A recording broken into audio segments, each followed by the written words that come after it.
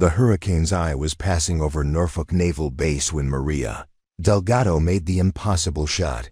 300 yards through Category 4 winds. Rain slashing horizontal like bullets, visibility near zero. The kind of conditions that would make seasoned snipers pack up their rifles and wait for better weather. But Maria wasn't a sniper. She was a night shift cleaning lady who had never fired a weapon in anger, never worn camouflage, never even thought about joining the military.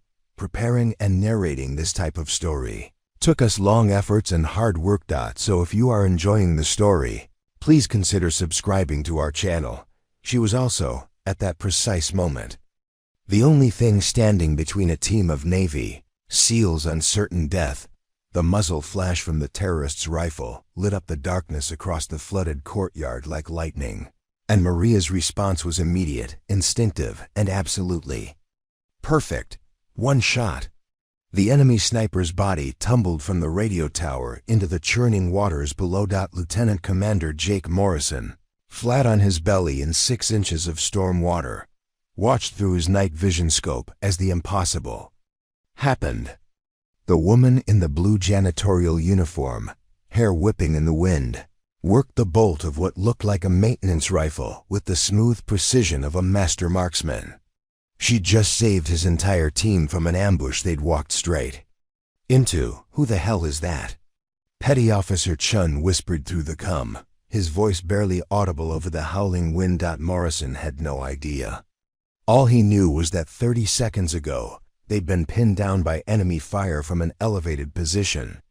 No clean shot available, their mission compromised, and their extraction window closing fast.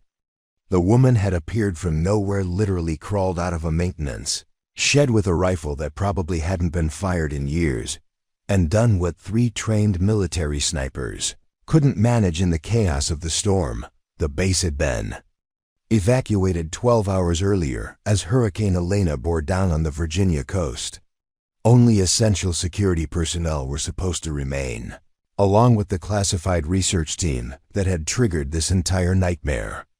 But someone had forgotten to tell Maria Delgado she wasn't essential. She'd shown up for her shift at 2,100 hours like always, keycard in hand, cleaning carts squeaking down the empty corridors of Building 47. That's where she'd overheard the radio chatter, where she'd learned that a foreign intelligence cell had used the hurricane as cover to infiltrate the base, where she'd realized that the men she'd been listening to on the security frequency weren't the good guys. They were hunting the SEALs who'd been sent to stop them. Maria had grown up in rural Guatemala, where her father had taught her to hunt in the mountains before the Civil War took everything from them. She'd been 12 when they fled to America, carrying nothing but the memory of his hands guiding hers on the rifle stock, his patient voice explaining windage and elevation, bullet drop and breathing. She'd never forgotten those lessons, even though she'd never expected to use them again. The maintenance shed where she'd taken shelter contained an old M24 sniper rifle, probably left over from some long-forgotten training exercise. She'd found it while searching for something to bar the door against the storm. The moment her fingers closed around the familiar weight of the weapon, muscle memory decades old had flooded back like a dam bursting. Now, crouched behind a concrete barrier as debris flew past her head like shrapnel, Maria watched the SEAL team's leader gesture toward her position. She could see them conferring, probably trying to figure out who she was and whether she was friend or foe. The smart money said she should retreat back into the building, let the professionals handle whatever was happening out here in the storm. But Maria had seen the tactical situation develop over the past hour. She'd watched from her cleaning stations as more enemy operatives moved into position around the base perimeter. The SEALs were outnumbered and walking into a trap they couldn't see from ground level. The hurricane was providing perfect cover for an assault on the research facility, where Dr. Elizabeth Warren and her team were locked down with prototype submarine detection technology that could shift the balance of naval warfare. The radio crackled in Maria's earpiece. She'd lifted it from a security guard's station earlier. Multiple hostile contacts were moving toward Building 47, where the research team was holed up. The SEALs were advancing through flooded terrain, but they couldn't see the coordinated pincer movement closing in on their flanks. Maria knew these buildings better than anyone on the base. She'd cleaned every room, every corridor, every stairwell for the past 8 years. She knew which doors stuck in humid weather, which windows provided clear sight lines, which maintenance passages connected. The structures in ways not shown on any official blueprint. And right now, that knowledge made her more valuable than an entire platoon. Lightning split the sky as another enemy muzzle flash winked from a different building. This one was targeting the research facility directly, trying to breach the reinforced entrance where Dr. Warren's team had barricaded themselves. Maria tracked the shot's origin point, calculating angle and distance. The shooter was in the third-floor window of the administrative building, of perfect position to command the entire courtyard. She adjusted her scope, compensating for the wind that was gusting unpredictably as the hurricane's eye wall approached. The old rifle felt solid in her hands, its weight and balance triggering memories of early mornings in the Guatemalan mountains, tracking deer through mist that clung to the valley floors like smoke. Her father's voice echoed across the decades. "Mia, the shot is not about the gun. It is about understanding the moment when everything becomes still, even in the storm." The moment arrived like a held breath. Between one gust and the next, the air became almost calm. Maria's crosshairs settled on the distant window, and she fired. The second terrorist sniper fell backward into darkness, his weapon clattering uselessly. To the floor, Lieutenant Commander Morrison was already moving, hand signaling his team to advance while the mysterious woman in the cleaning uniform provided overwatch. He'd commanded dozens of operations, but never one where civilian support came from someone who appeared to have military-grade marksmanship skills and intimate knowledge of the battlefield terrain. Through his earpiece, he could hear the confused chatter of the enemy forces. They'd expected to pick off the SEAL team one by one, using the Hurricane as both concealment and weapon. Instead, their own snipers were being eliminated by someone they couldn't identify or locate. The psychological effect was immediate and devastating. Professional soldiers, who'd relied on careful planning, suddenly found themselves fighting an invisible opponent who seemed to know their every move. Maria was already repositioning, moving. Through maintenance corridors she'd navigated thousands of times in the dark. Her cleaning cart, abandoned in the hallway, contained more than mops and disinfectant. Over the years, she'd developed relationships with security personnel who sometimes shared coffee and conversation during long night shifts. Chief Petty Officer Rodriguez had shown her the emergency weapon cache hidden in the basement storage area. Gunner's mate Thompson had explained the base's defensive positions during one of those conversations that made the lonely hours pass faster. She'd never imagined needing that information for anything more than curiosity, but now it was saving lives. The third sniper was positioned on the water tower, with clear lines of sight to both the SEAL team's route and the research facility. But he was also exposed to crosswinds that would make precise shooting nearly impossible for anyone unfamiliar with how the base's buildings created wind patterns during storms. Maria knew those patterns intimately. She'd fought with broken umbrellas and flying debris every time she'd had to move between buildings during bad weather. She emerged from a service entrance 40 yards closer to the tower, the rifle steady in her hands despite the chaos surrounding her. The shot was more difficult this time, complicated by the target's elevated position and the metal structure's tendency to sway in high winds. But Maria had hunted birds in crosswinds before, had learned to read the invisible currents that could push a bullet off course. The sniper never knew what hit him. His body pitched forward and disappeared into the flooded darkness below. "Lieutenant."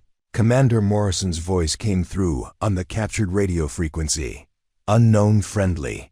This is SEAL Team 7. Request immediate communication." Maria keyed.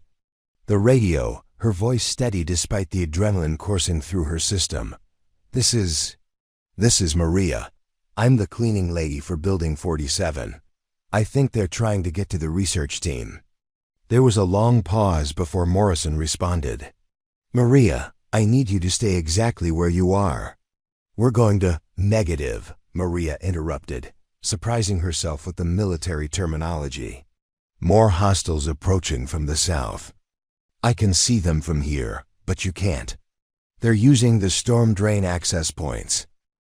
She was right. Through her scope, Maria could see figures in tactical gear emerging from drainage tunnels that connected to the base's underground infrastructure. It was an ingenious infiltration route that took advantage of the base's vulnerability. During a hurricane, when normal security protocols were compromised and attention was focused on weather-related threats, the enemy had planned this operation carefully, using the storm as both cover and distraction.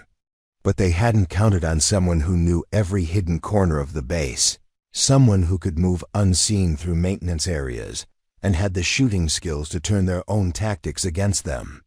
As Maria tracked the advancing hostile forces through her scope, she felt something she hadn't experienced since childhood, the fierce protectiveness that had driven her father to teach her these skills in the first place. These men were threatening, people she'd come to care about during her years of invisible service at the base. Dr. Warren always thanked her personally when their paths crossed. The security guards treated her with respect and genuine friendship. This place had become her community, her second home. The storm raged around them, but Maria Delgado had found her moment of perfect stillness.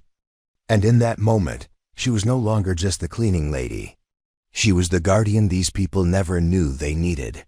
The radio crackled with urgent updates from the SEAL team, but Maria was already moving again, ghosting through corridors she knew better than the back of her hand, carrying her father's lessons and 8 years of accumulated knowledge toward whatever came next.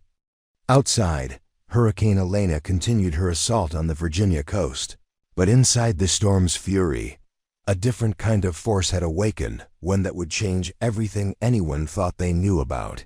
Maria Delgado. Maria's hands were shaking. As she reloaded the rifle, the whether from adrenaline or the memory of her father's voice, she couldn't say. The maintenance corridor smelled like industrial cleaner and machine, oil-familiar scents that had defined her world for 8 years. Ever since she'd answered the classified ad for night custodial services, security clearance required. She'd lied on the application, of course. Not about her work ethic or reliability, but about why she wanted a job that kept her invisible, moving through empty buildings while everyone else slept. The truth was that Maria Delgado had been hiding in plain sight for decades and night shift. Cleaning was the perfect camouflage for someone who preferred to remain unnoticed. Every evening at 9 p.m., she punched in with the same routine. Blue uniform pressed and neat, hair pulled back in a practical ponytail, cleaning cart loaded with supplies she'd organized with military precision. The other janitors thought she was obsessive about her work. She cleaned spaces that were already clean, reorganized supply closets that didn't need reorganizing, spent extra time in areas where classified work happened, even though she wasn't supposed to understand what any of it meant. But Maria understood more than anyone realized. Her English was perfect, though she sometimes let people assume otherwise. Her security clearance was legitimate, though she'd never volunteered how she'd learned to navigate the labyrinthine background check process. And her attention to detail went far beyond cleanliness. She'd been unconsciously mapping the base for years, noting security protocols, emergency procedures, and the rhythms of military life that surrounded her invisible presence. The rifle felt like coming home and leaving home all at once. Her father, Carlos Delgado, had been a lieutenant in the Guatemalan army before the Civil War turned neighbors into enemies and uniforms into targets. He'd taught her to shoot in the mountains above their village, weekend trips that were really survival training disguised as father-daughter bonding. "Mia," he'd said, guiding her small hands on the stock of his service rifle, A weapon is only as good as the mind behind it. You must see the shot before you take it. You must understand what comes after the bullet leaves the barrel. She'd been 8 years old, small for her age, struggling to hold the heavy rifle steady while he adjusted her stance with infinite patience. The lesson wasn't really about shooting, it was about responsibility, precision, and the weight of decisions that couldn't be undone. "Why do I need to learn this, Papa?" she'd asked after missing her 10th shot at the rusted can he'd placed on a fallen log. "Because the world is not always kind to people like us, Mia. Because sometimes good people must be strong, even when they don't want to be." 2 years later, when paramilitaries came to their village looking for her father, Maria understood what he'd meant. They'd fled in the middle of the night, carrying nothing but the clothes on their backs and her father's field manual hidden in the lining of her jacket. 3 months of walking through jungles and across borders, dodging checkpoints and sleeping in abandoned buildings before they reached the refugee processing center in Mexico.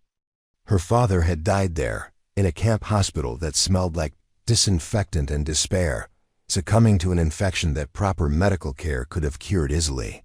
His last words to her had been in English, the language he'd been teaching himself from a tattered dictionary. "You are strong, Mia. Stronger than you know. But being strong doesn't mean being hard."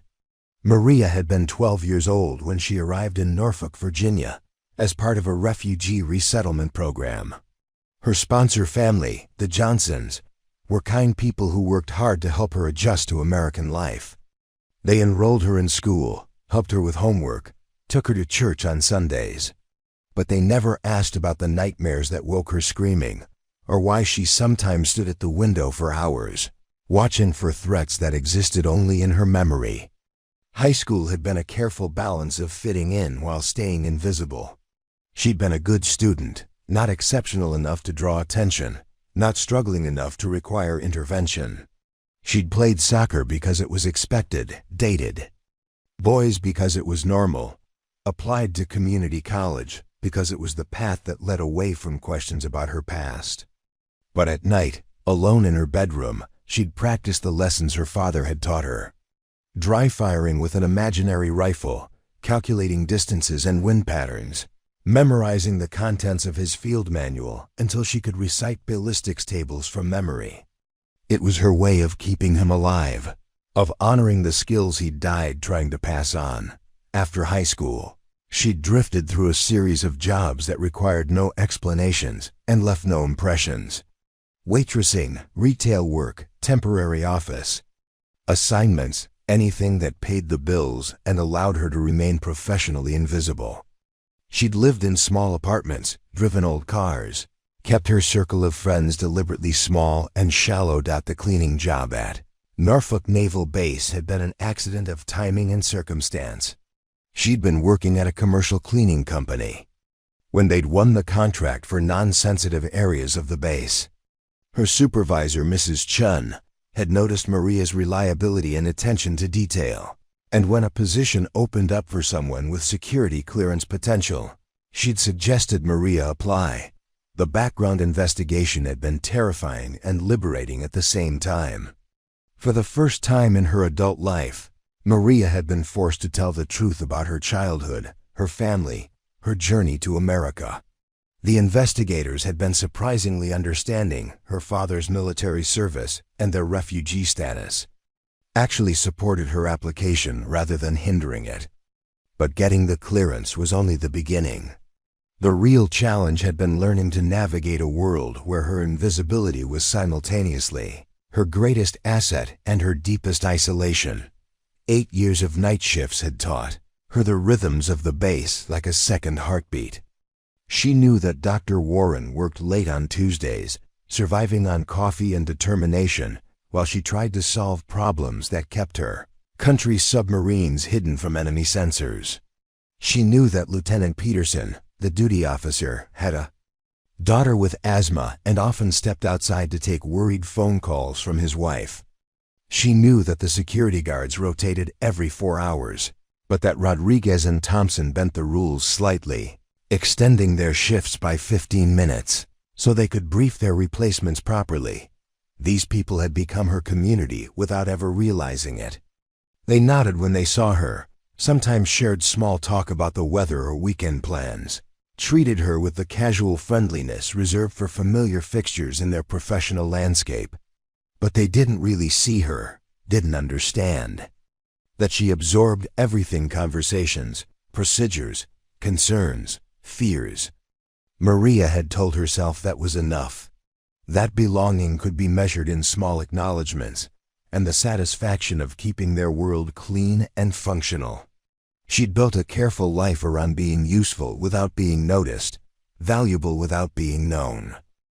But tonight, crouched in a maintenance corridor while hurricane winds screamed outside and hostile forces moved through the darkness, she was discovering that 8 years of invisible observation had prepared her for something much larger than emptying trash cans and mopping floors. The radio chatter from the SEAL team was getting more urgent.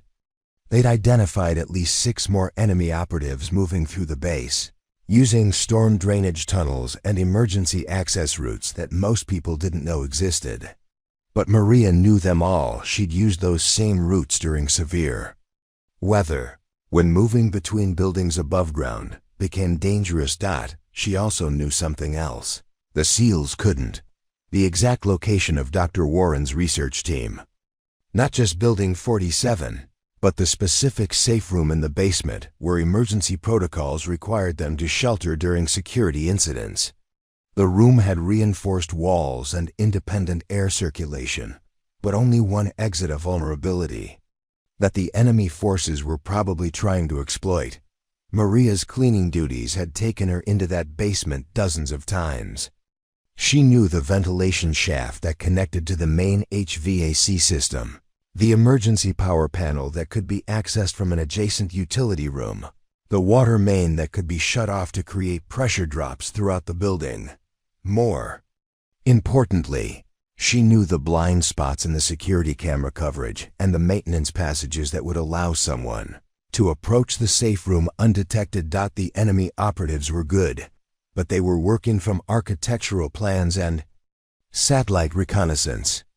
They didn't know about the unofficial modifications that 8 years of maintenance work had created: the loose ceiling tiles, the unlocked service doors, the alarm sensors that had been bypassed to allow cleaning crews to work without constantly triggering alerts. Maria made a decision that her 12-year-old refugee self would have found impossible to imagine. She was going to stop hiding. But first, she needed to understand exactly what she was up against. The rifle was familiar in her hands now, muscle memory awakened after decades of dormancy. Her father had taught her to be more than just a marksman. He'd taught her to be a tactician, to read terrain and enemy movements, to turn disadvantages into assets. The maintenance corridors were her highway system, invisible arteries that connected every building on the base. She could move faster through them than anyone else, appear in unexpected locations, provide overwatch and intelligence that even the SEALs couldn't match. But doing so would mean abandoning the careful anonymity she'd maintained for decades. Maria thought about Dr. Warren, working late again tonight on research that could protect American sailors from submarine attacks. She thought about Rodriguez and Thompson, who'd shared stories about their families during long, quiet hours. She thought about all the people sleeping safely in their homes, while she and a handful of others stood watch in the storm. Most of all, she thought about her father's words: "Sometimes good people must be strong, even when they don't want to be." The little girl who'd learned to shoot in the mountains of Guatemala had become a woman who cleaned offices in Virginia. But tonight, Hurricane Elena was stripping away everything except the essential truth that had always defined her. She was her father's daughter, and she would not let good people die while she had the power to save them. Maria keyed the radio, her voice steadier now. "SEAL Team 7, this is Maria. I'm moving to provide support. I know where they're going, and I know how to get there first." Lieutenant Commander Morrison's voice crackled through the radio with barely controlled urgency. "Maria, negative on. Independent movement. We need you to maintain your current position and provide overwatch only. But Maria was already gone, ghosting through maintenance shafts that hadn't seen another human being in months. She understood Morrison's concern from his perspective. He was dealing with an unknown civilian who demonstrated exceptional marksmanship, but had no tactical training or command authority. What he couldn't know was that Maria had been conducting her own reconnaissance mission for 8 years, mapping every inch of this base through eyes that saw details others missed. The enemy team was moving with professional precision, but they were operating from intelligence that was 6 months old. Maria had attended the safety briefings where they discussed recent construction projects, renovation work, and infrastructure updates. She knew about the new utility tunnels that didn't appear on any architectural plans the terrorists could have accessed. More importantly, she knew their destination. The safe room in Building 47's basement wasn't marked on any public building directory, but Maria had cleaned the administrative offices where the specifications were filed. She'd emptied the trash cans containing discarded blueprints, had organized the filing cabinets where construction permits were stored. Dr. Warren's research team would be gathered around the main computer terminal, probably trying to complete data destruction protocols while hoping the cavalry would arrive in time. The first injection of violence came without warning. Maria was crawling through a service tunnel when she heard the explosion. Not close enough to feel the concussion, but strong enough to rattle the building's infrastructure and send dust cascading from the ceiling joints. Through her radio, she could hear confused shouting from the SEAL team. Someone had breached Building 47's main entrance with shaped charges, turning stealth infiltration into direct assault. All stations, Building 47 is under attack. Morrison's voice cut through the static. Explosive breach at primary entrance. Unknown number of hostiles inside the structure. Maria was already moving, emerging from the service tunnel into the basement level of Building 46, adjacent to the target structure. Through the reinforced windows, she could see muzzle flashes strobing in the darkness, illuminating figures in tactical gear as they moved through the ground floor. The hurricane's winds were so powerful that the sound of gunfire was almost lost in the ambient noise, but she could see the systematic way the attackers were clearing rooms. They weren't just trying to reach Dr. Warren's team, they were eliminating every potential witness they encountered along the way. Security guard Petty Officer Williams emerged from a stairwell, weapon drawn, moving with the careful precision of someone who'd been trained for this scenario, but had never faced it in reality. Maria watched through her scope as he took position behind a concrete pillar, trying to establish a defensive position that would protect the basement access points. The terrorists saw him at the same time Maria did. 2 of them moved to flank his position while a third kept him pinned down with suppressing fire. Williams was brave and well-trained, but he was also outnumbered and operating alone. The tactical situation was developing exactly as the enemy had planned. Isolated defenders picked off one by one while the main force advanced on their primary objective. Maria's rifle spoke twice in rapid succession. The first terrorist fell immediately, his weapon clattering across the concrete floor. The second spun around, trying to identify the source of the shots, but Maria had already adjusted her firing position. He dropped a moment later, his tactical radio squawking with confused demands for status reports from his team leader. Williams looked around wildly, trying to understand what had happened. Through her scope, Maria could see his confusion transforming into tactical awareness as he realized someone was providing overwatch from an unknown position. He moved immediately, using the suppressing fire's absence to advance toward a more defensible position near the basement entrance. But the enemy response was swift and professional. The remaining terrorist in Williams' area began retreating toward the main force, reporting contact with an unknown sniper. Maria could hear the radio chatter on the frequency she'd been monitoring. They were adapting their plan, bringing additional assets to bear on what they perceived as a new threat. Through Building 47's windows, she could see the systematic clearing operation continue. The terrorists were moving floor by floor, room by room, eliminating any potential resistance as they advanced toward the basement. But they were also leaving behind a trail of evidence that told Maria everything she needed to know about their level of training and organization. These weren't foreign intelligence operatives or military commandos. They moved with the disciplined precision of professional soldiers, used equipment that suggested state-level backing, and operated with a level of coordination that indicated extensive planning and rehearsal. This was a targeted military operation disguised as a terrorist attack, probably designed to look like domestic extremism while actually serving foreign intelligence interests. The second wave of violence came as Maria was repositioning through the maintenance tunnels. She heard the screaming first Dr. Warren's voice, high and terrified, carrying through the building's ventilation system. The sound stopped Maria cold, flooding her with memories of her father's final hours in the refugee camp hospital. The same helplessness, the same knowledge that someone she cared about was suffering while she remained powerless to help.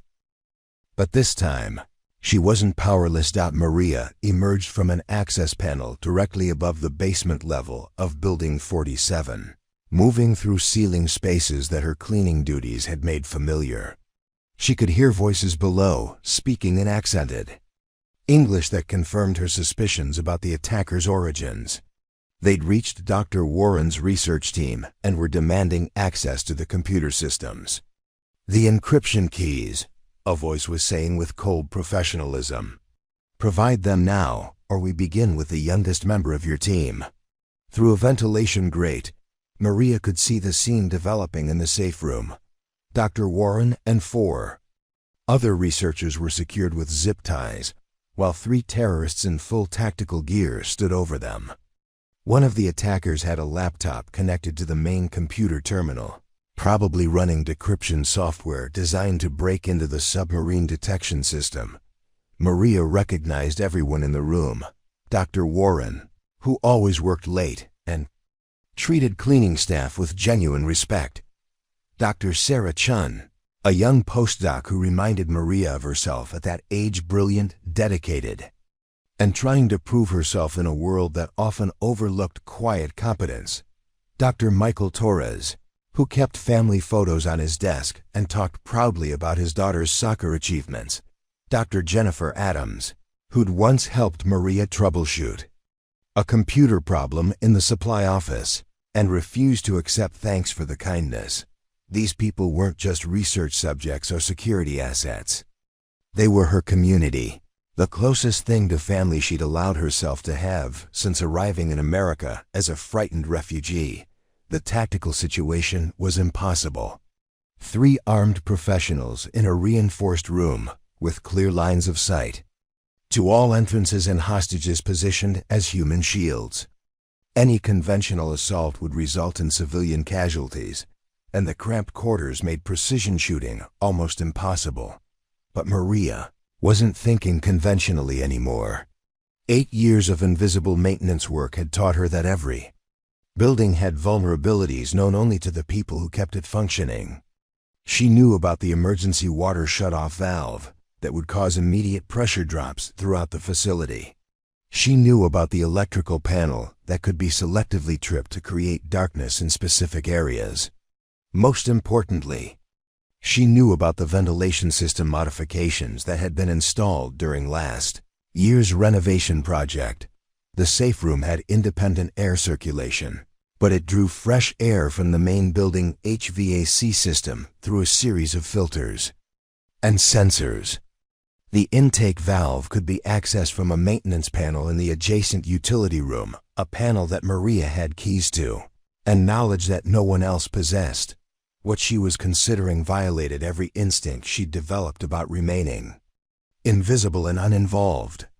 It would expose her to extreme danger, probably end her anonymous life at the base, and force her to confront parts of herself she'd spent decades suppressing. But it would also save 5 people who'd shown her more genuine kindness than she'd received from anyone except her father. Maria made her decision with the same calm precision her father had taught her in the mountains of Guatemala. She disabled the building's main electrical system first, using her keycard to access the utility room and throwing the master breaker that controlled everything except emergency lighting. The tactical effect was immediate. The terrorists' night vision equipment gave them an advantage, but the sudden darkness also created confusion and forced them to adjust their positions. Next, she accessed the HVAC system controls and initiated an emergency ventilation cycle that would flood the safe room with fresh air while creating noise that would mask her movement. The system's fans were powerful enough to affect air pressure throughout the basement level, creating the kind of environmental distraction that could shift tactical advantages in unexpected ways. But the real innovation was the water system. Maria had learned from maintenance reports that the safe room's fire suppression system operated independently from the main building sprinklers. It could be manually activated from the utility room, creating a controlled flood that would force the terrorists to deal with rising water while maintaining their hostage security. More importantly, the activation sequence would cause automatic door locks to disengage, a safety feature designed to prevent people from being trapped during emergencies. She initiated the sequence and began her final approach through the maintenance shafts, carrying the rifle and her father's lessons toward a confrontation that would change everything. The third escalation came as water began pouring into the safe room. Through the ventilation grate, Maria could see the terrorists' confusion as ankle-deep water rose around their positions. They were professionals, but they'd planned for conventional assault scenarios, not environmental manipulation by someone who understood the building's infrastructure better than its architects. One of the attackers was shouting into his radio, demanding status updates from his team leaders. Another was trying to maintain security while dealing with the rising water that threatened their electronic equipment. The third was still focused on the computer terminal, racing to complete the data extraction before circumstances forced them to abandon the operation. Dr. Warren caught Maria's eye through the ventilation grate. For a moment, their gazes locked across the chaos, and Maria saw recognition flash across the researcher's face. Not understanding of the tactical situation, but recognition of the person who'd quietly kept their world functioning for 8 years. Maria put her finger to her lips, then pointed toward the emergency exit that would soon be unlocked by the fire suppression system. Dr. Warren's nod was almost imperceptible, but it communicated everything: trust, understanding, and the kind of courage that would be needed. In the next few minutes, the water was rising faster now, reaching mid-calf depth and creating the kind of distraction Maria needed for her final approach. She moved through the ceiling space until she was directly above the safe room, then began the careful process of removing ceiling tiles that would give her a clear shot at the terrorist positions. But as she worked, Maria could hear radio chatter that chilled her blood. The enemy team leaders were reporting successful infiltration of multiple base facilities, including the communication center and the primary armory. This wasn't just an attempt to steal Dr. Warren's research. It was a comprehensive assault, designed to cripple the base's defensive capabilities and extract multiple intelligence assets. The SEAL team was walking into a situation far more complex and dangerous than anyone had realized. They were outnumbered, operating without complete intelligence, and facing an enemy that had used the hurricane as cover for a military operation that could compromise national security. Maria realized she wasn't just trying to save 5 researchers. She was the only person in position to prevent a catastrophic intelligence breach that would endanger American lives for years to come. The weight of that responsibility settled over her like her father's hands guiding hers on the rifle stock. Steady and sure and absolutely terrifying. Through the chaos of rising water, emergency lighting, and radio chatter, Maria heard something that made her blood run cold. Dr. Warren's scream as one of the terrorists pressed a knife to Dr. Chun's throat. "The encryption keys now," the terrorist demanded, "or she dies." Maria's finger found the trigger as her father's voice echoed across the decades. "You must see the shot before you take it. You must understand what comes after the bullet leaves the barrel. What came after would change everything." But some changes were worth the price. The rifle in Maria's hand steadied as she prepared to emerge from the shadows that had hidden her for so many years. Outside, Hurricane Elena continued her assault on the Virginia coast. But in the basement of Building 47, a different kind of storm was about to break. The shot had to be perfect. Maria lay flat against the ceiling tiles, her rifle barrel barely protruding through the gap she'd created, watching the terrorist hold a knife to Dr. Chun's throat 30 feet below. The angle was wrong, too steep, too much risk of the bullet continuing through her target and hitting an innocent. But the water was still rising. The terrorist was getting more agitated by the second, and Dr. Chun's eyes were wide with terror that Maria recognized from her own childhood nightmares. 10 seconds, the terrorist was saying, pressing the blade harder against Dr. Chun's neck. "Give me the encryption keys or watch her die." Maria's world narrowed to the space between heartbeats.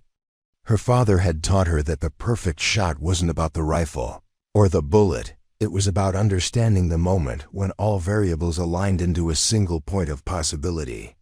Wind speed, target movement, angle of approach, consequences of failure. Everything had to be calculated and accepted before the trigger was pulled. But he'd also taught her something else. "Sometimes, Mia, you must take the shot that is necessary, not the shot that is perfect." The terrorist shifted his weight, turning slightly to keep Dr. Warren in his peripheral vision, and Maria saw her opening.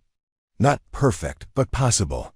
She breathed out slowly, the way her father had taught her in the mountains above their village, and squeezed the trigger with steady pressure that came from decades of muscle memory.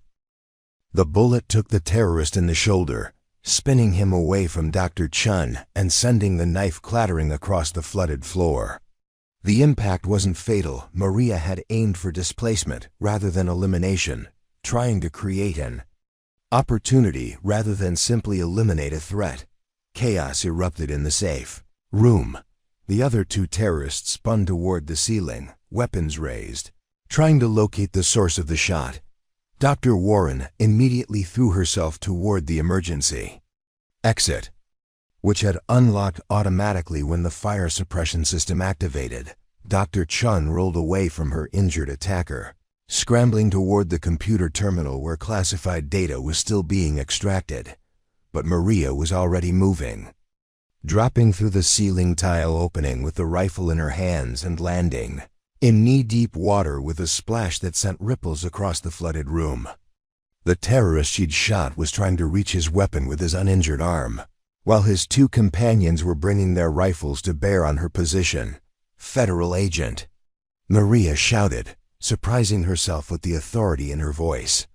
It wasn't true, but in that moment, with her rifle trained on armed hostiles and innocent lives hanging in the balance, the distinction seemed irrelevant. She was federal property now, part of the base's defensive infrastructure, and she would act accordingly. The lie worked for exactly 3 seconds, long enough for Dr. Warren to reach the emergency exit, and for Dr. Chun to slam her hand down on the computer terminal's emergency shutdown button. Then the nearest terrorist opened fire, and Maria dove behind the concrete barrier that separated the computer area from the main safe room. Bullets sparked off reinforced walls as Maria rolled through the water, trying to reach a position where she could return fire without endangering the hostages. The wounded terrorist was shouting in what sounded like Russian, probably calling for backup or reporting the unexpected resistance. The tactical situation was deteriorating rapidly. She was outnumbered, outgunned, and trapped in a confined space with limited cover. But she wasn't alone anymore. The emergency exit burst open as Lieutenant Commander Morrison and 2 of his SEALs flooded into the room, night vision goggles scanning for targets in the chaotic environment. They'd obviously heard the gunfire and followed Dr. Warren's escape route back to its source.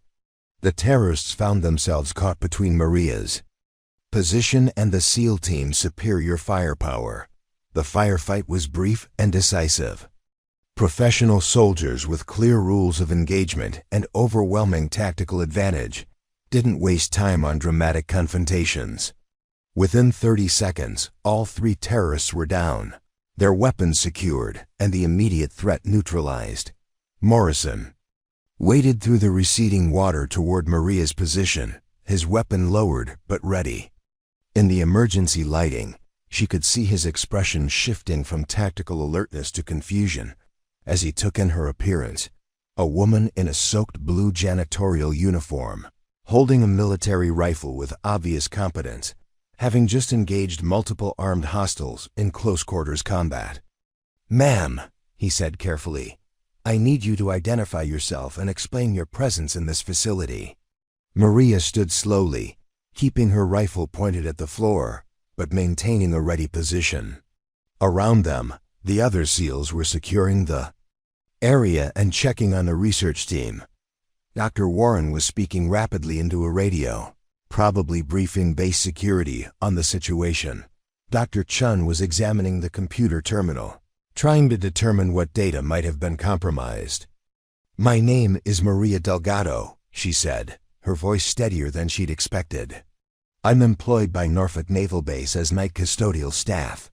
Security clearance level secret. Background investigation completed 8 years ago." Morrison's expression shifted as he processed this information. "You're the cleaning lady?" "Yes, sir." The cleaning lady who just conducted a tactical rescue operation against professional hostiles using advanced marksmanship techniques. Maria met his gaze directly. "Yes, sir."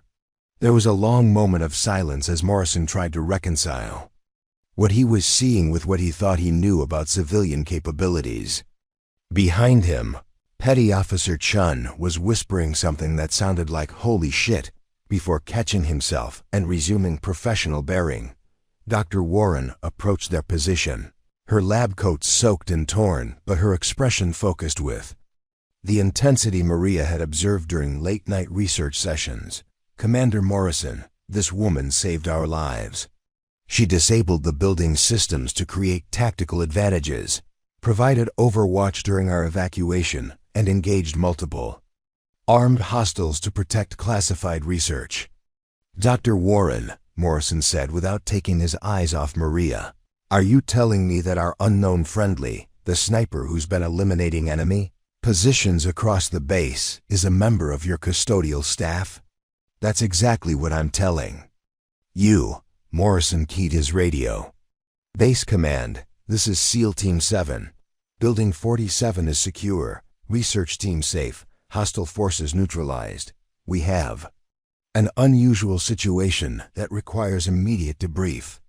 The voice that responded was crisp and authoritative. "SEAL Team 7. This is Captain Rodriguez, Base Commander. What's the nature of your situation?" Morrison looked at Maria again, his expression caught between admiration and disbelief. "Sir, we have a civilian contractor who appears to have single-handedly disrupted a coordinated enemy assault using knowledge of base infrastructure and advanced combat skills. She's been providing sniper support for our operation and just conducted a successful hostage rescue." There was a pause before Captain Rodriguez responded. "Say again, Team 7? "Sir, the cleaning lady is apparently a military-trained marksman who knows this base better than our own security staff." Another pause, longer this time.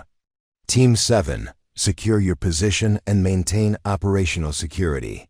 I'm en route to your location with a full debrief team.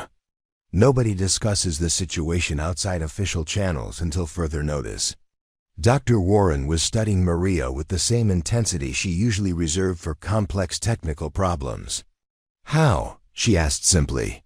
"How did you know what to do?" Maria considered how much truth she was ready to reveal. The easy answer would be to deflect, to minimize her actions, and return to the invisible anonymity that had protected her for so many years.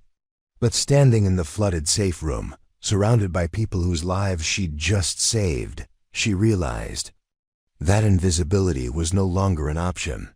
"My father was a soldier," she said, "in Guatemala before the Civil War. He taught me to shoot when I was young, and I never forgot." "But the tactical knowledge," Morrison pressed. "The way you use the building systems, your understanding of our defensive positions, that's not just marksmanship training." Maria nodded slowly. "I've been cleaning this base for 8 years. I listen, I observe, I remember." "You've been conducting reconnaissance," Morrison said, his tone shifting to something that might have been respect. "Unconscious intelligence gathering during routine operations." "I've been trying to do my job well," Maria corrected. "But yes, I know this base. I know the people who work here. I know the systems that keep everything functioning." Dr. Chun approached their group, her young face still pale from the recent trauma, but her expression bright with curiosity. "The way you disabled the electrical and water systems, that was brilliant. You created multiple tactical advantages simultaneously, while forcing the hostile forces to adapt to changing environmental conditions." "It's what my father would have done," Maria said. "He taught me that every battle is really about understanding your environment better than your enemy does." Morrison's radio crackled with updates from other SEAL teams across the base. The tactical picture was becoming clearer as reports came in from multiple locations. The enemy force had been larger and better coordinated than initially assessed at least 12 operatives conducting simultaneous operations against the communications center, the armory, the research facility, and the base commander's office. But their plan had been disrupted by an element they couldn't have anticipated. Civilian with detailed knowledge of base infrastructure and the tactical skills to exploit that knowledge effectively. "Maria," Morrison said, using her first name for the first time, "I need you to understand something. What you did tonight. This wasn't just helping out during an emergency. You conducted military operations against hostile forces using advanced tactical skills and detailed intelligence about this facility." "Yes, sir. That's going to raise a lot of questions. About your background, your training, your motivations. There are going to be investigations, interviews, security reviews." Maria nodded. She'd expected this. The moment she'd fired that first shot, she'd known there would be no going back to her invisible life as night custodial staff. "I understand." "Do you?" Morrison asked. "Because I'm not sure you realize what you've accomplished here. You didn't just save Dr. Warren's research team. You prevented a major intelligence breach that could have compromised national security. You provided tactical support that allowed us to neutralize a sophisticated enemy operation." Dr. Warren stepped forward. "Commander, I want to add something to the official record. This woman has been part of our facility for 8 years. She's been reliable, trustworthy, and completely professional in every interaction. What happened tonight doesn't change my assessment of her character. It reveals capabilities we didn't know she possessed. Capabilities that are going to be very interesting to a lot of people," Morrison said. "Military intelligence, federal security agencies, congressional oversight committees. Maria, you've just demonstrated skills and knowledge that could be extremely valuable to national defense." Maria felt a chill that had nothing to do with her soaked clothing. She'd spent decades avoiding exactly this kind of attention, building a life of careful anonymity that kept her safe from questions about her past and speculation about her capabilities. Now, in the space of a few hours, she'd exposed herself completely. But looking around the safe room at the people she'd helped save, she realized she didn't regret the choice. Dr. Warren, who'd always treated her with respect. Dr. Chun, brilliant.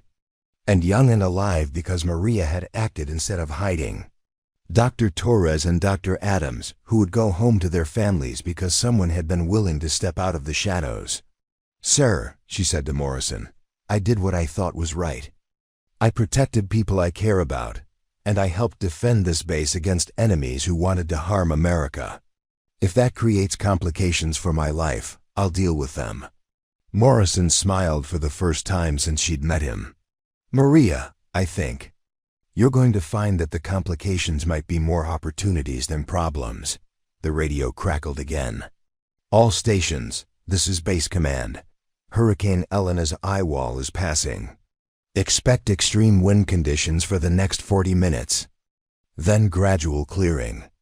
Emergency response teams are standing by for immediate deployment once conditions permit."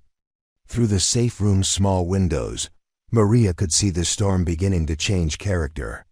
The winds were shifting direction, and the rain was coming in bursts rather than the steady horizontal sheets they'd experienced during the worst of the hurricane. The natural disaster that had provided cover for the enemy operation was finally beginning to pass. But for Maria Delgado, the storm was just beginning. She'd spent 8 years as the invisible woman who kept the base functioning. Now she was about to become the person everyone wanted to understand, to interview, to recruit, to study. The rifle in her hands felt lighter now, familiar in a way that felt like coming home after a long journey. Whatever happened next, she would face it with the same steady precision her father had taught her in the mountains of Guatemala. She was no longer hiding. And that, she realized, might be the most liberating feeling she'd experienced since arriving in America as a frightened refugee 30 years ago. 6 months later, Maria Delgado stood in the Pentagon briefing room wearing a crisp Navy uniform, with rank insignia that still felt foreign on her shoulders. The transformation from night shift cleaning lady to special operations intelligence specialist had been swift, unprecedented, and absolutely surreal. Across the conference table, Admiral Sarah Chun, no relation to Dr. Sarah Chun from the research team, reviewed the after-action report with the same intensity that Maria remembered from her father's military briefings decades ago. The similarities were unsettling and oddly comforting at the same time. "Specialist Delgado," the Admiral said, using Maria's new title with the formal respect accorded to someone whose unconventional path to military service had become a case study in adaptive recruitment. "Your performance during the Norfolk incident has generated significant interest across multiple defense agencies." Maria nodded, maintaining the professional bearing. She'd been learning to balance with the observational skills that had always defined her approach to the world. The past 6 months had been a whirlwind of accelerated military training, security briefings, psychological evaluations, and congressional testimonies that had turned her anonymous life inside out. But the strangest part hadn't been the attention or the career change. It had been discovering that her decades of invisible observation had prepared her for exactly this kind of work. "The enemy cell you helped neutralize," Admiral Chun continued, "was part of a larger intelligence operation targeting critical infrastructure at 17 military installations. Your actions at Norfolk prevented them from achieving their primary objective and provided intelligence that allowed us to disrupt their entire network." Lieutenant Commander Morrison, now permanently assigned to the Pentagon's Special Operations Coordination Office, added details that still impressed Maria with their scope. "The laptop you recovered from the safe room contained communication protocols, target assessments, and operational timelines that revealed a coordinated assault designed to cripple our submarine detection capabilities along the entire eastern seaboard." Maria had learned to appreciate the broader implications of what had happened that night. What she'd experienced as a desperate attempt to protect people she cared about had actually been a critical intervention in a sophisticated intelligence operation that could have compromised national security for years. But the personal implications had been even more profound. Dr. Warren had been the first to suggest that Maria's combination of technical knowledge, observational skills, and tactical capabilities might be valuable beyond the emergency that had revealed them. The security review that followed had uncovered not just Maria's exceptional performance during the Norfolk incident, but 8 years of unconscious intelligence gathering that demonstrated an intuitive understanding of threats and vulnerabilities, preparing And narrating this type of story took us long efforts and hard work. So if you are enjoying the story, please consider subscribing to our channel. You see things differently, Dr. Warren had explained during one of their early debriefing sessions. You notice patterns that trained observers miss, because you approach everything from the perspective of someone whose job is to understand how systems really work, not how they're supposed to work. The military training had been challenging, but familiar. Maria's muscle memory from childhood lessons with her father had provided a foundation that accelerated every aspect of her tactical education. But more importantly, her years of invisible observation had taught her to absorb information without appearing to do so, to understand complex environments through careful attention to details others overlooked. She'd excelled in everything from advanced marksmanship to electronic surveillance, but her real strength lay in the kind of comprehensive, environmental awareness that couldn't be taught in traditional military schools. She understood buildings the way other people understood maps, could read organizational dynamics through maintenance schedules and supply requisitions, could identify security vulnerabilities by observing the unconscious routines of the people who were supposed to prevent them. Now, 6 months after Hurricane Elena, Maria was part of a specialized team that conducted security assessments at military installations across the country.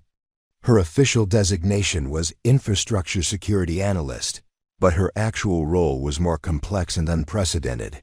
She was the person they sent when conventional security reviews missed critical vulnerabilities, when installations that looked secure on paper still felt wrong to experienced commanders, when enemy intelligence operations seemed to be gathering information faster than countermeasures could be implemented. Maria would arrive at a base or facility as part of a routine inspection team, but her real work happened during the hours when everyone else was focused on formal protocols and official presentations.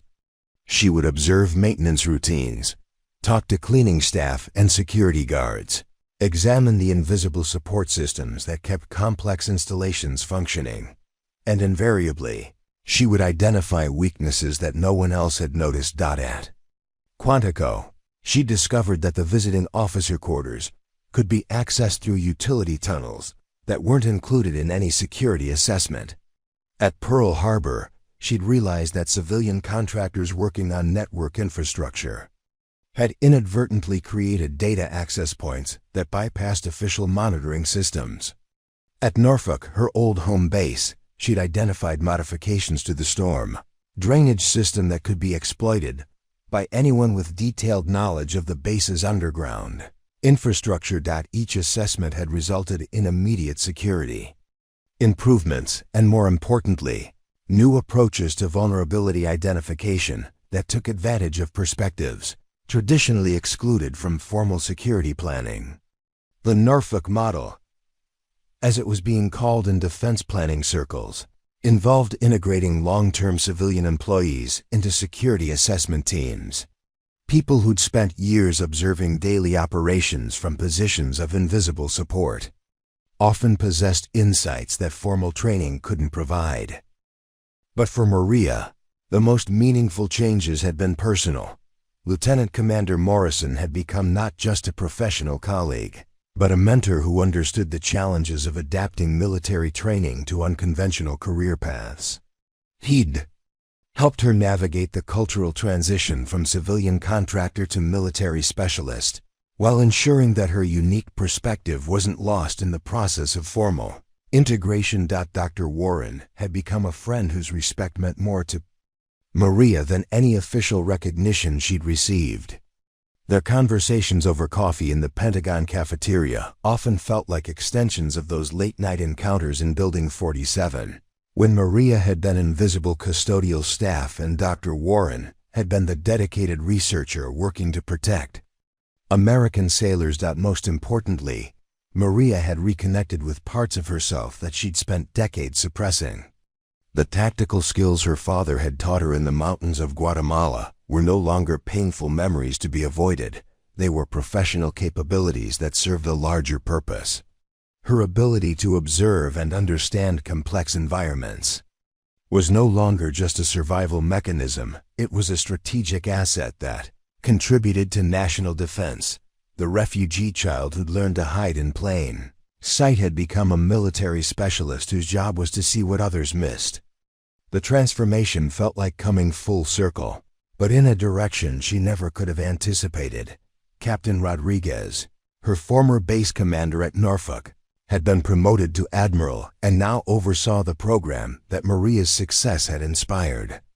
During their quarterly review meetings, he often expressed amazement at how someone who'd been right under their noses for 8 years had possessed capabilities they'd never recognized. "The question," he'd said during their most recent conversation, "is how many other Maria Delgados are out there?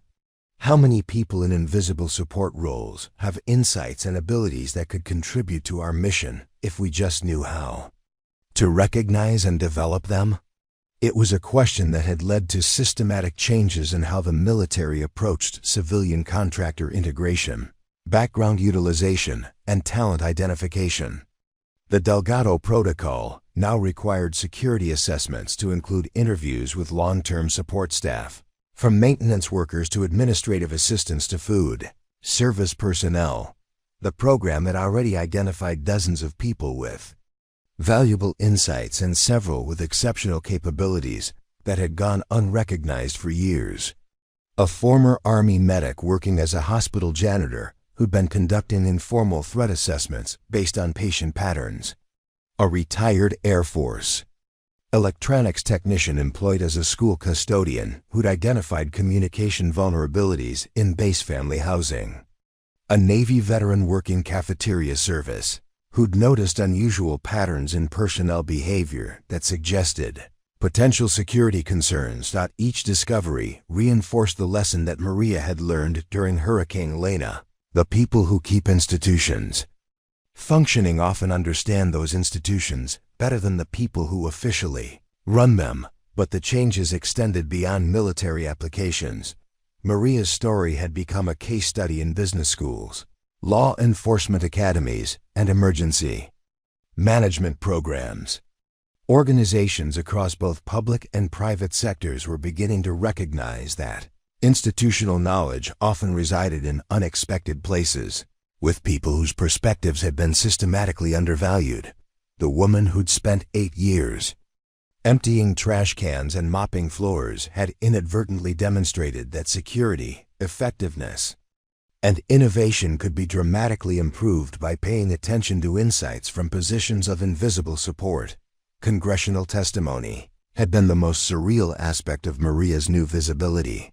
Sitting before committees of senators and representatives, explaining how janitorial duties had prepared her for tactical operations, felt like describing life on a different planet.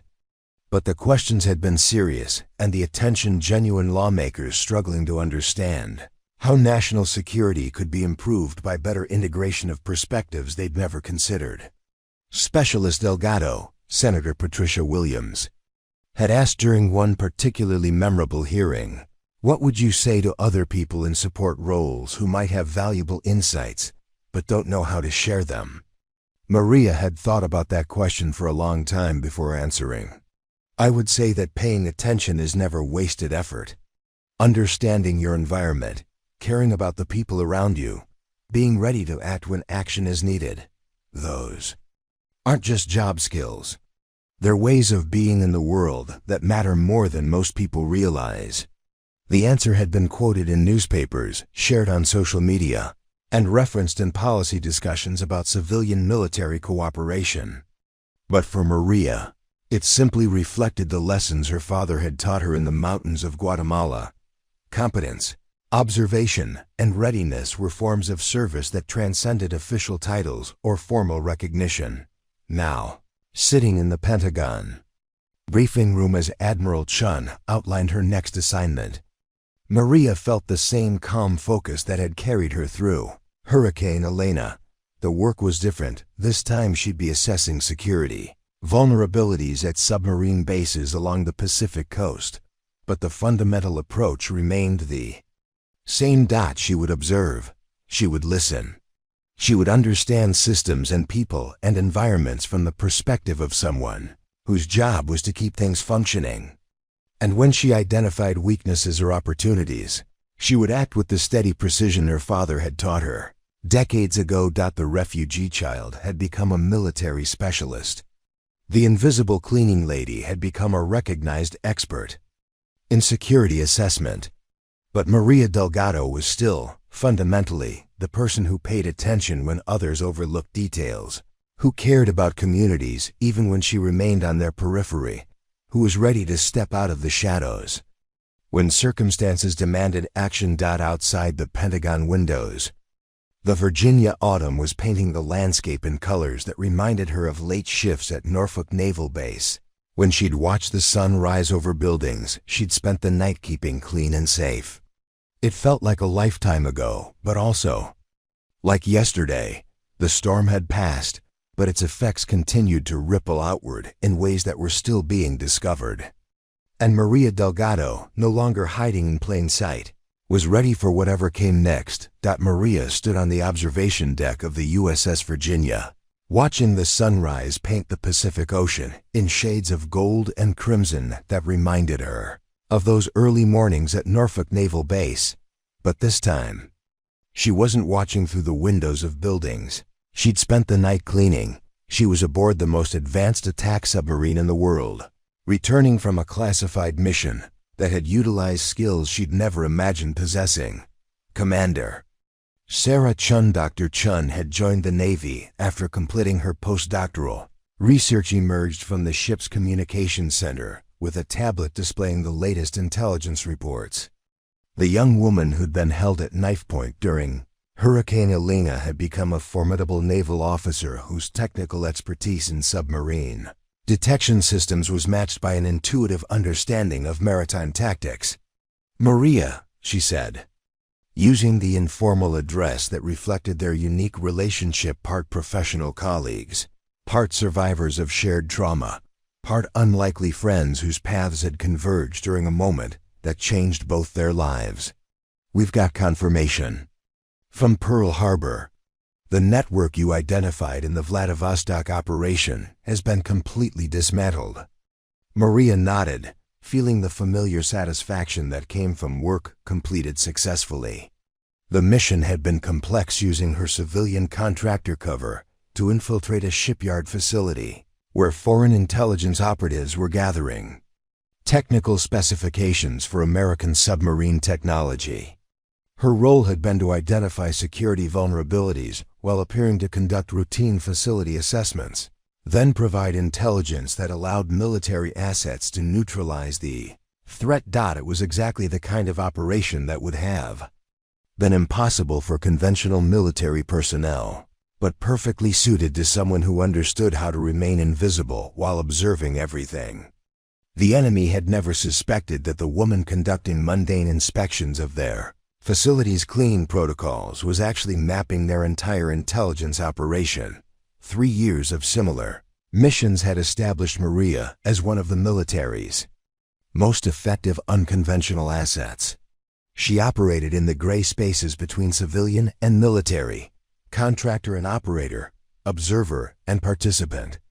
Her official designation remained Infrastructure Security Analyst, but her actual role encompassed intelligence gathering, vulnerability assessment, and direct action operations that took advantage of her unique combination of tactical skills and institutional invisibility. The transformation had been profound but gradual. Each mission had built on lessons learned from Hurricane Elena, expanding her capabilities while maintaining the fundamental approach that made her effective: comprehensive observation, environmental understanding, and the ability to act decisively when action was required. But perhaps more importantly, Maria had become a catalyst for broader changes in how the military approached human resource utilization and institutional knowledge preservation.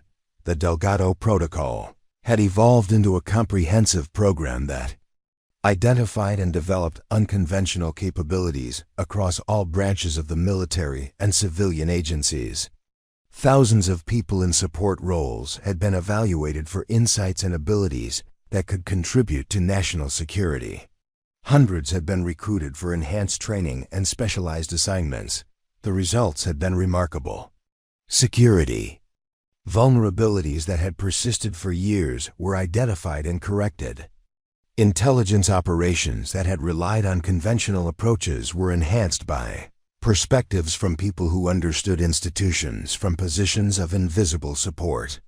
Training programs were developed that integrated traditional military education with the kind of comprehensive environmental awareness that came from years of careful observation. Maria's story had become more than a case study. It had become a model for recognizing and developing capabilities that existed outside traditional recruitment and training pipelines. 5 years later, the classroom at the Defense Intelligence College was filled with young officers from all branches of the military, along with civilian analysts, security contractors, and federal law enforcement personnel. Maria stood at the front of the room, wearing the uniform of a chief warrant officer, rank that reflected both her specialized expertise and her unconventional path to military service. Environmental awareness, she was explaining to the attentive audience, is not just about knowing your physical surroundings. It's about understanding the human systems, organizational patterns, and cultural dynamics that determine how institutions actually function versus how they're supposed to function. The lesson was part of a curriculum she'd helped develop called Comprehensive Institutional Assessment, a training program that taught military and intelligence personnel to identify vulnerabilities and opportunities by integrating multiple perspectives, including those traditionally excluded from formal security planning. Lieutenant Jennifer Adams, formerly Dr. Adams from the Norfolk research team, raised her hand from the back of the classroom. She'd left civilian research to join the Navy's Intelligence Division, where her analytical skills had been enhanced by first-hand experience of how quickly security situations could deteriorate. "Chief Delgado," she said, "can you give us an example of how this approach identified a vulnerability that conventional assessment missed?" Maria smiled, remembering when Lieutenant Adams had been the quiet researcher who'd helped her troubleshoot computer problems during late-night cleaning shifts. The relationship between teacher and student felt natural and appropriate. They'd both learned important lessons from their shared experience during Hurricane Elena. "Last month," Maria said, "we conducted an assessment at a facility that had passed every formal security review for the past 3 years.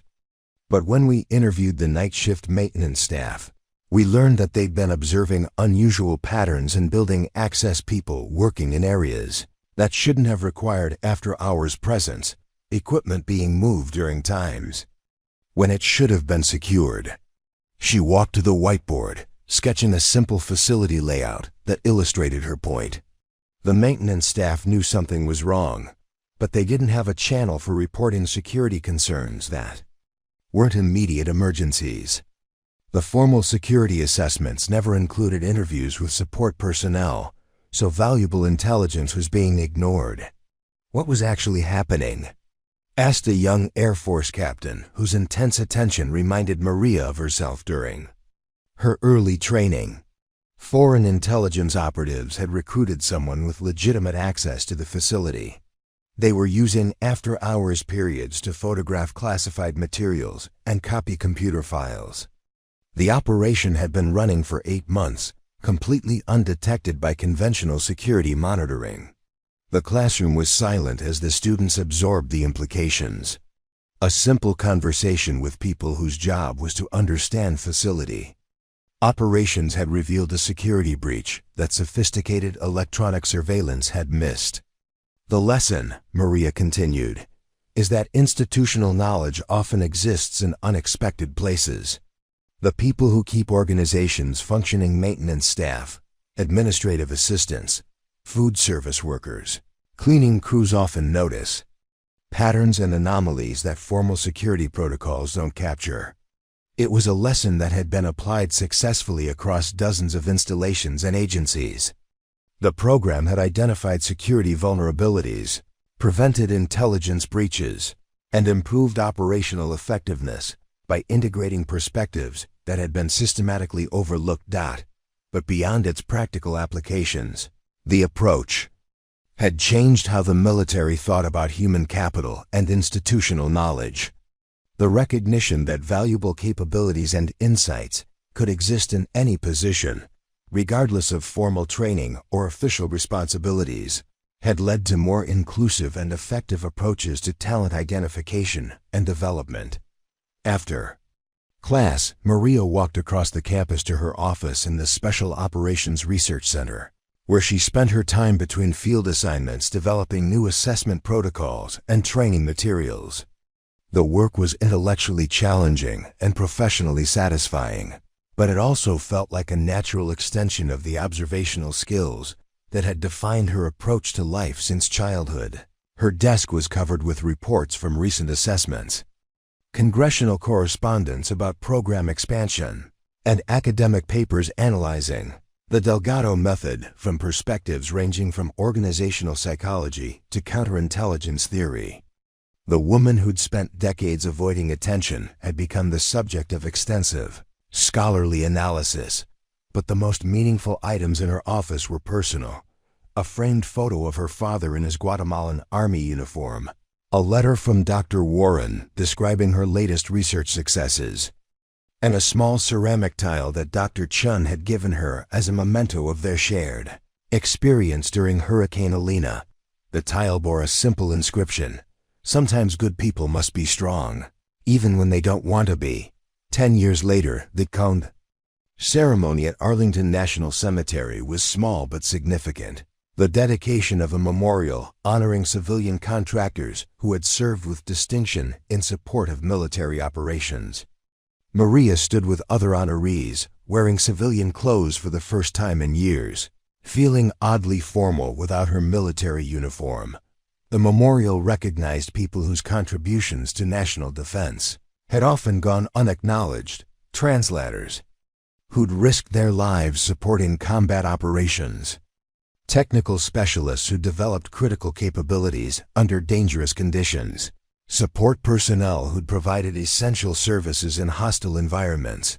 Maria's name was engraved, alongside others whose stories had demonstrated that service to country could take many forms, not all of them officially recognized or traditionally honored.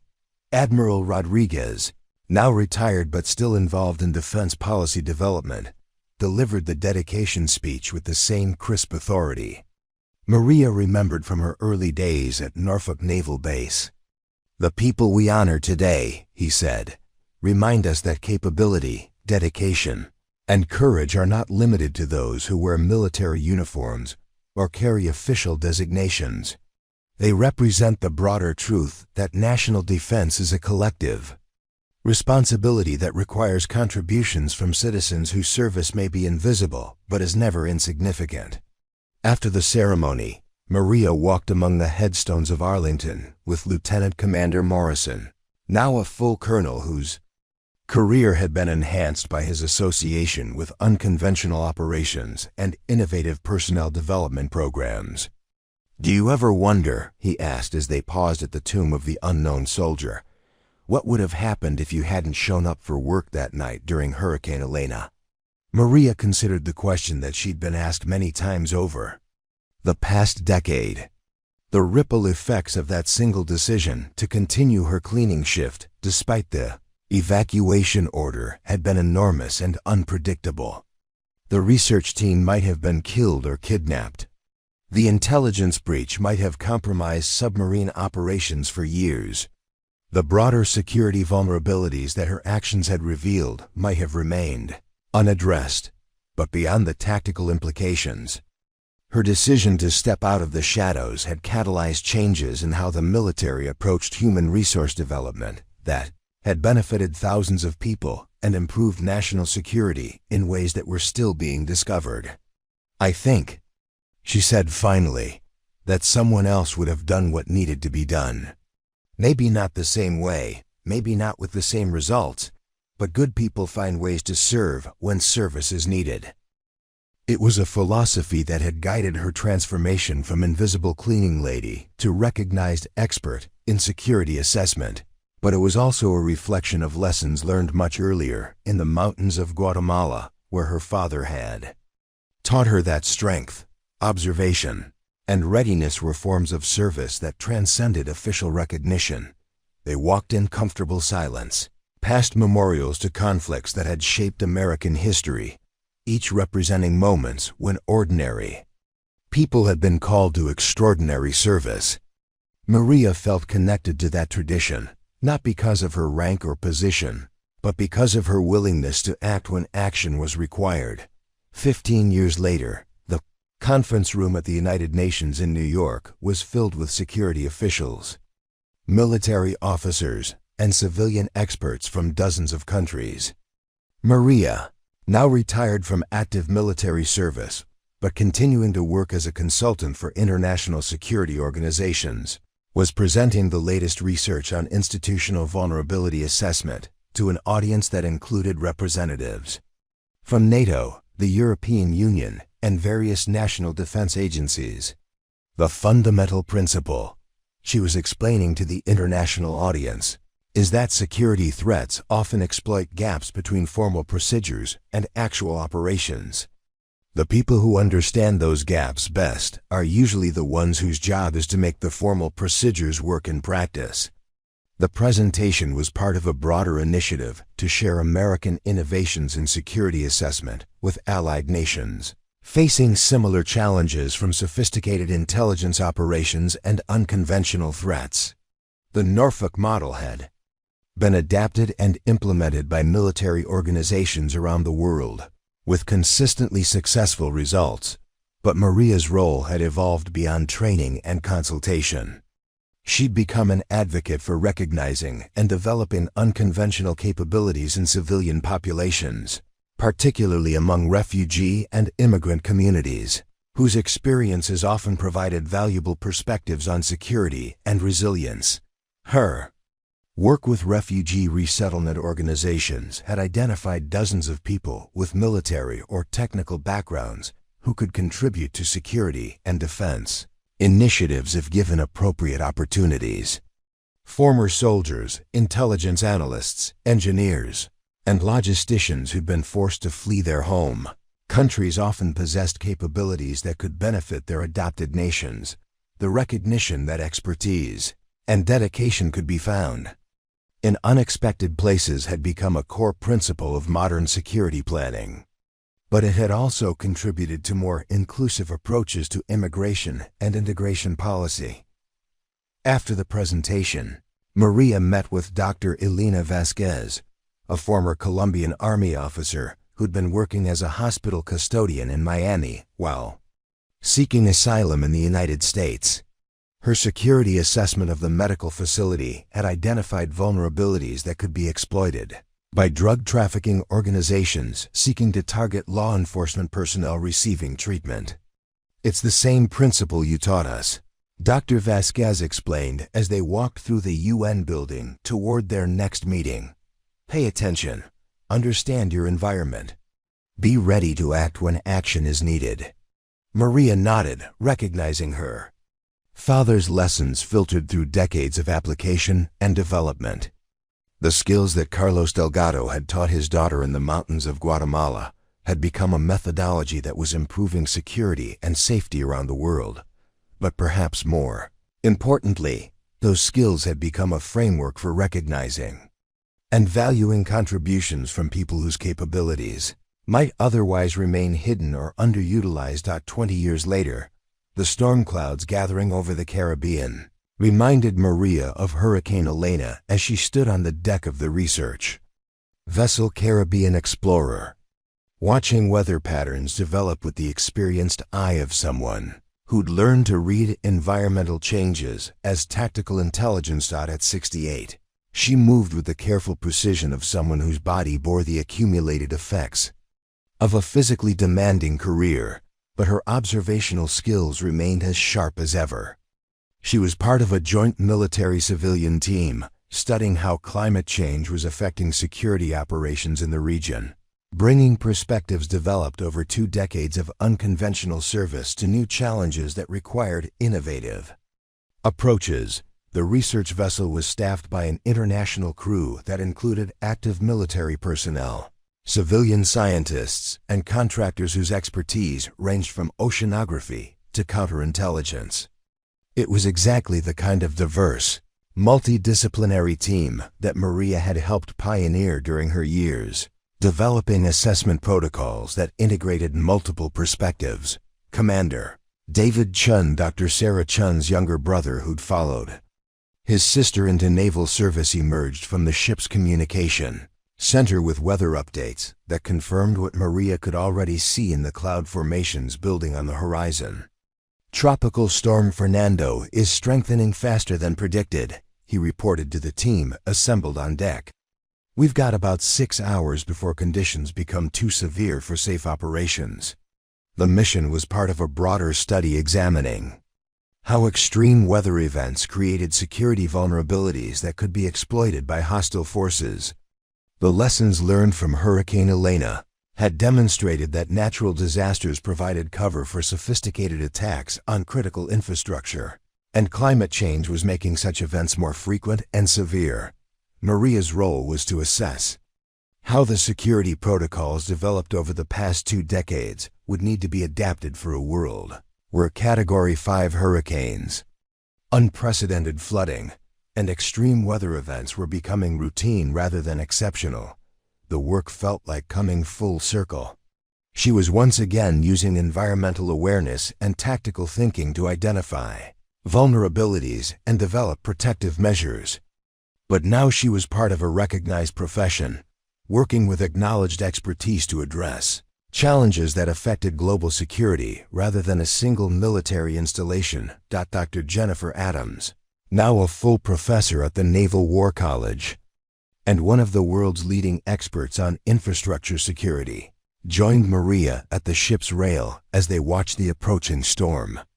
The friendship that had begun during late-night encounters in Building 47 had deepened over 2 decades of professional collaboration and shared dedication to improving security through comprehensive understanding. Do you ever think about that night during Elena?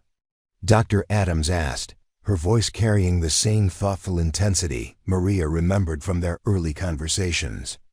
Every time I see storm clouds, Maria admitted. Not with regret, but with gratitude for how everything changed. Changed for all of us, Dr. Adams agreed. You saved our lives that night, but you also saved our careers, our research, our ability to contribute to something larger than ourselves. It was true. The submarine detection technology that Dr. Warren's team had been protecting during Hurricane Elena had been successfully developed and deployed, contributing to naval capabilities that had prevented conflicts and protected American interests in multiple regional disputes. The research that might have been lost or compromised had instead become a foundation for maintaining maritime security in an increasingly complex global environment.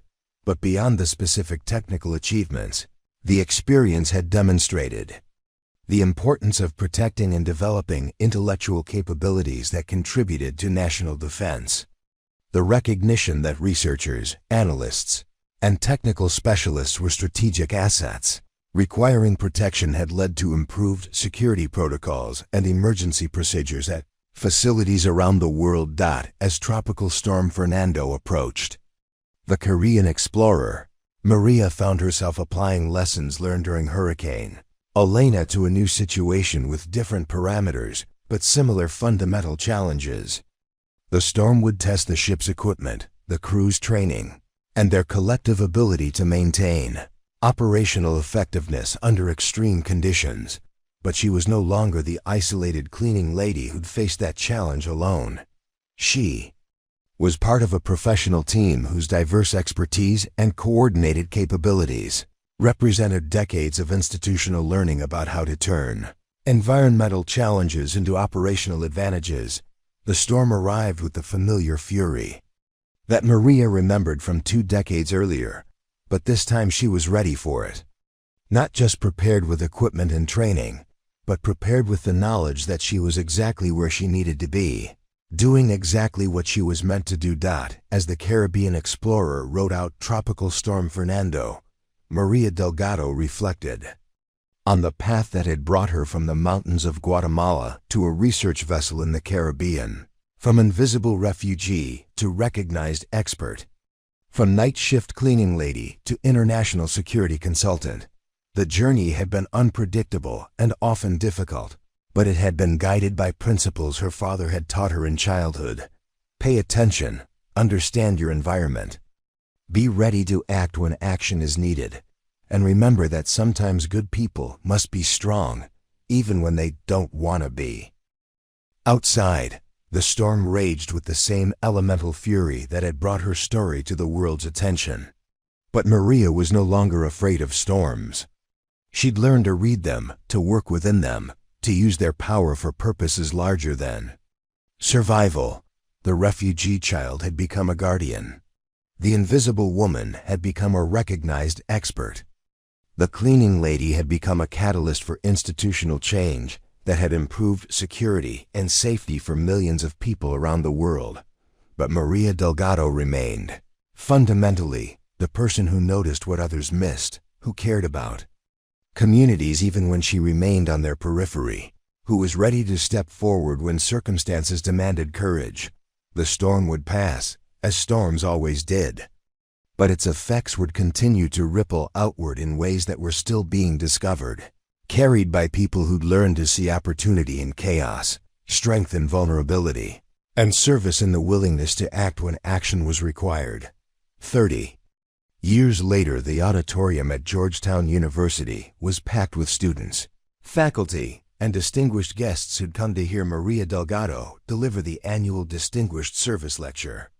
At 78, she moved carefully but purposefully to the podium, her silver hair caught back in the same practical style she'd worn during her cleaning days, her bearing reflecting decades of service that had earned respect across multiple professions and institutions. The introduction had covered the basic facts of her biography: refugee from Guatemala, night shift custodian at Norfolk Naval Base, tactical operative during Hurricane Elena, developer of revolutionary security assessment protocols, international consultant on infrastructure protection, recipient of numerous civilian and military honors. But Maria knew that her real story wasn't contained in official biographies or academic analyses. It was found in the thousands of people whose lives had been changed by her willingness to step out of the shadows during a moment when courage was required. 30 years ago tonight, she began, her voice carrying easily across the silent auditorium. I was mopping floors in Building 47 at Norfolk Naval Base when Hurricane Elena made landfall on the Virginia coast. I had no idea that the decision to continue working during a mandatory evacuation would change my life and the lives of so many others.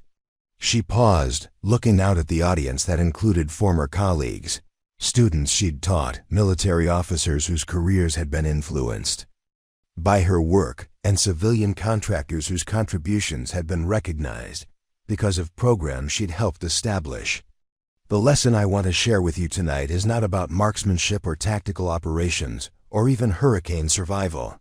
It's about the power of paying attention, of caring about the communities we're part of, and of being ready to act when action is needed. In the front row, Dr. Sarah Chen, now Admiral Chun, the Navy's Director of Strategic Intelligence, listened with the same focused attention Maria remembered from their first meeting in the flooded safe room. Beside her sat Lieutenant General Morrison, whose career had been built on recognizing and developing unconventional capabilities, and Dr. Warren, whose research had been protected that night and had subsequently contributed to naval capabilities that had prevented multiple conflicts. Every person in this auditorium, Maria continued, has knowledge, skills, or perspectives that could contribute to something larger than themselves. The challenge is not developing those capabilities. The challenge is recognizing them, valuing them, and creating opportunities for them to serve purposes beyond individual advancement.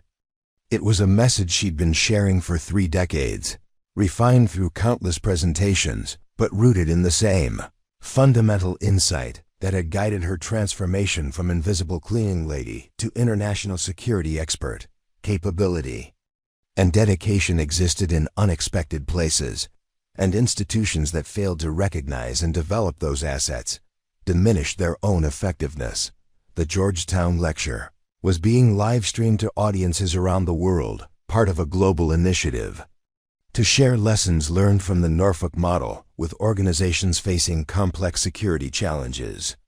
But for Maria, the most important audience was the students in the auditorium, young people who would spend their careers navigating a world shaped by the approaches to service and security that her generation had developed.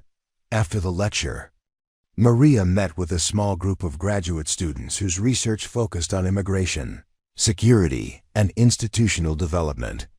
Their questions were insightful and challenging, reflecting academic perspectives that complemented her practical experience. Professor Delgado asked a young woman whose intensity reminded Maria of her younger self, "Do you think your story is replicable, or was it dependent on unique circumstances that might not occur again?" Maria considered the question carefully. It was one she'd been asked many times, usually by people trying to understand whether the Norfolk Model represented a systematic approach to capability development or simply an interesting anomaly. "The circumstances were unique," she said. "Finally, but the principles are universal. Every organization, every community, every institution contains people whose full capabilities are not being utilized. The challenge is creating systems and cultures that recognize and develop those capabilities before crisis situations force them to emerge." It was a lesson that had been applied successfully across military, civilian, and international organizations. But it was also a personal philosophy that had guided Maria's approach to life since her father had taught her to shoot in the mountains of Guatemala. Be ready for the moment when everything depends on your willingness to step forward and do what needs to be done. As the evening concluded and Maria prepared to return to her quiet retirement in Virginia, she reflected on the unexpected trajectory that had brought a refugee child from Guatemala to a position of influence in American security policy. The path had been shaped by circumstances she could never have anticipated, but it had been guided by principles that had remained constant: attention, preparation, service, and the courage to act when action was required. The auditorium emptied slowly, with students and faculty lingering to continue conversations that the lecture had inspired. Maria watched them with satisfaction, knowing that the ideas and approaches she'd helped develop would continue evolving through their work and dedication. Outside, the Washington, D.C. evening was clear and calm, with no hint of the storms that had shaped so much of her story. But Maria knew that storms would come: weather systems, security challenges, institutional crises that would require people to step forward and demonstrate capabilities they might not know they possessed. When those moments arrived, she was confident that the next generation would be ready. Not because they would face the same challenges she had encountered, but because they understood the same fundamental truth that had guided her transformation from invisible cleaning lady to recognized expert. Sometimes good people must be strong, even when they don't want to be, and sometimes, in the space between one heartbeat and the next, ordinary people discover that they are capable of extraordinary things. The story that had begun in the mountains of Guatemala continued through the refugee camps of Mexico and emerged from the shadows during Hurricane Elena at Norfolk Naval Base, had become a testament to the power of preparation, observation, and the willingness to serve something larger than oneself. Maria Delgado walked through the Georgetown campus toward her car, carrying the same calm awareness that had defined her approach to life for 8 decades. She was no longer the frightened refugee child, or the invisible cleaning lady, or even the tactical operative who'd emerged during a hurricane. She was the person all of those experiences had prepared her to become: a guardian who understood that service took many forms, that capability existed in unexpected places, and that the most important battles were often fought by people whose names would never appear in official histories. The storm had passed long ago, but its lessons continued to ripple outward through lives that had been touched by her willingness to step forward when courage was required. And in a world that would always need people ready to act when action was needed, that was exactly as it should be.